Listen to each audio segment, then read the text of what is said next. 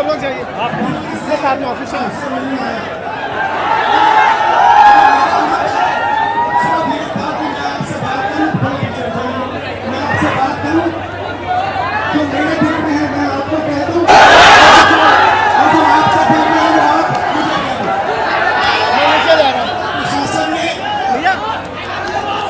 पूरी तरह रोकने की कोशिश की,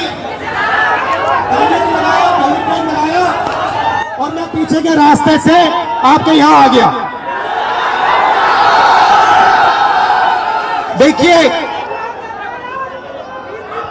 दलित, पिछड़ा वर्ग, अति पिछड़ा वर्ग, आदिवासी वर्ग, आपके खिलाफ इस देश में 24 घंटा अत्याचार होता है।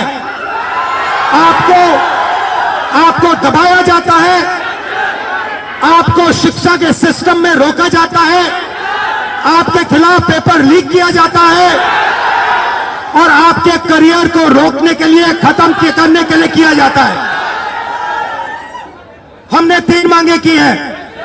सबसे पहले जाति जनगणना, सही तरीके का जाति जनगणना जो हमने तेलंगाना में किया। दूसरी बात, कानून, हिंदुस्तान का कानून है कि प्राइवेट कॉलेजेस और यूनिवर्सिटीज में आरक्षण होना चाहिए और ना नरेंद्र मोदी ना बिहार की सरकार उस कानून को लागू कर रही है।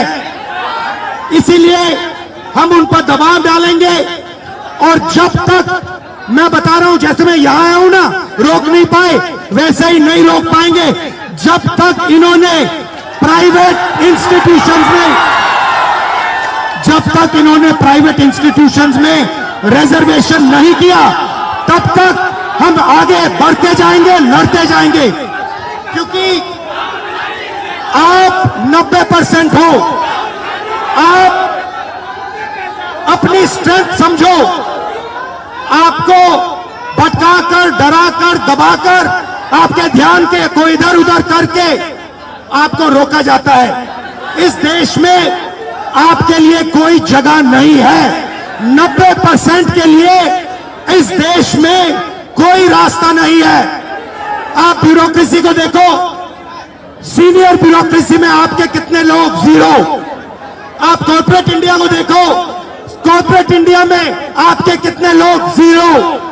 आप हाई कोर्ट्स देखो, आपके कितने लोग? 0। आप एजुकेशन सिस्टम के मालिकों को देखो, मेडिकल सिस्टम के मालिकों को देखो, आपके लोग कितने? 0।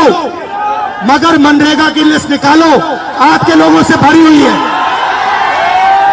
मजदूरों की लिस्ट निकालो, आपके लोगों से भरी हुई है। सारे के सारे कॉन्ट्रैक्ट, सारा का सारा धन 5-10% के हाथ में जाता है और आपको उल्टी सीधी बात बताकर आपके ध्यान को इधर उधर कर दिया जाता है। आपको एक साथ खड़ा होना है और 3 मांगे हैं। पहली मांग जाति जनगणना, दूसरी मांग प्राइवेट इंस्टीट्यूशंस में, प्राइवेट स्कूल और कॉलेजेस में रिजर्वेशन, अति पिछड़ा का, ओबीसी का, दलित का, आदिवासी का। तीसरी बात, एससी एसटी सब प्लान, जो आपका पैसा है, जो आपको नहीं दिया जाता है, आपको वो दिया जाना चाहिए। ये 3 चीजें कहने में आपसे आया था।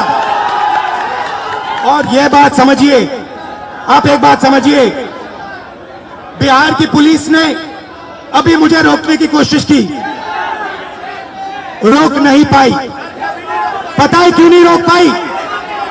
नहीं, इसलिए नहीं रोक पाई क्योंकि आपकी शक्ति मेरे पीछे है। आपकी शक्ति मेरे पीछे है, इसीलिए कोई, दुनिया की कोई शक्ति उसको रोक नहीं सकती है। हमने कहा, हमने नरेंद्र मोदी से कहा, पार्लियामेंट में कहा, तुम्हें जाति जनगणना करना पड़ेगा। हमने उससे कहा कि तुम्हें संविधान को यहां माथे पर लगाना पड़ेगा। नरेंद्र मोदी जी ने आपके दबाव से डर कर जाति जनगणना हिंदुस्तान में घोषित किया है। आपके दबाव से डर कर उन्होंने कॉन्स्टिट्यूशन अपने माथे पर लगाया है, मगर वो लोकतंत्र के खिलाफ हैं, संविधान के खिलाफ हैं, जाति जनगणना के खिलाफ हैं। और जो 90% हिंदुस्तान की गरीब आबादी है, अति पिछड़ा, दलित, आदिवासी, माइनॉरिटीज, ये इन सब के खिलाफ है।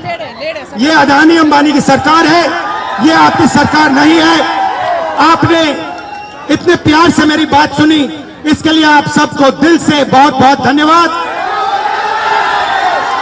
मैं जानता हूं SC ST अति पिछड़ा हॉस्टल्स में यहां क्या होता है। मैं आपको गारंटी देता हूं, जैसे ही हिंदुस्तान में सरकार आएगी, जैसे ही बिहार में हमारी सरकार आएगी, हम ये सारा का सारा बदल देंगे और आपके लिए जो होना चाहिए वो करके दिखाएंगे। आप सबका बहुत बहुत धन्यवाद। नमस्कार, जय हिंद। अच्छा, आप में से कोई बोलना चाहता है? आ जाओ।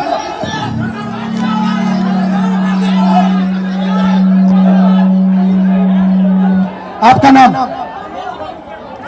प्रदीप सर, प्रदीप। यहाँ पे आपके हॉस्टल में क्या हालत है, थोड़ा बताइए मुझे।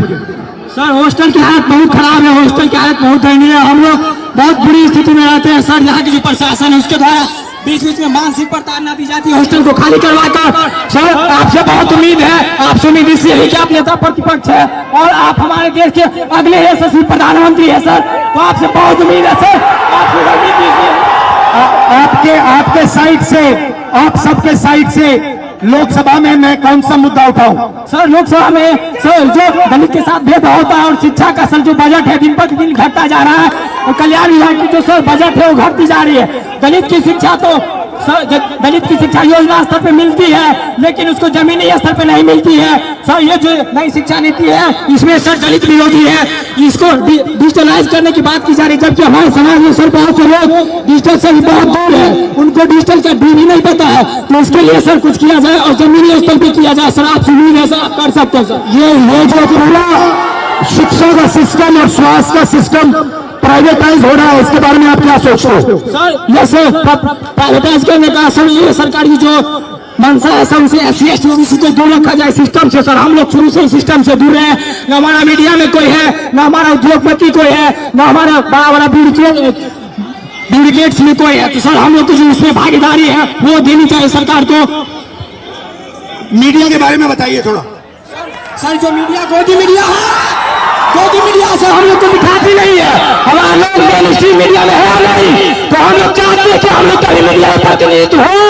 और सर दरभंगा में जर्नलिज्म के लिए कॉलेज हो, जर्नलिज्म के लिए कॉलेज नहीं है, हम लोग जर्नलिज्म करना भी चाहते हैं तो वो प्लेटफॉर्म नहीं मिलती है सर। इसकी हायर एजुकेशन फीस इतनी होती है कि हमारे फीस पे नहीं कर पाते हैं, इसलिए हम लोग कोर्स नहीं कर पाते हैं सर। यूनिवर्सिटी में जो है कोर्स समय पर नहीं होता है, यूनिवर्सिटी में सर बहुत फीस। आप क्या पढ़ते हो? सर मैं DLED कर रहा हूँ सर, सेकेंड ईयर में बाइक माधोपट्टी का होना से।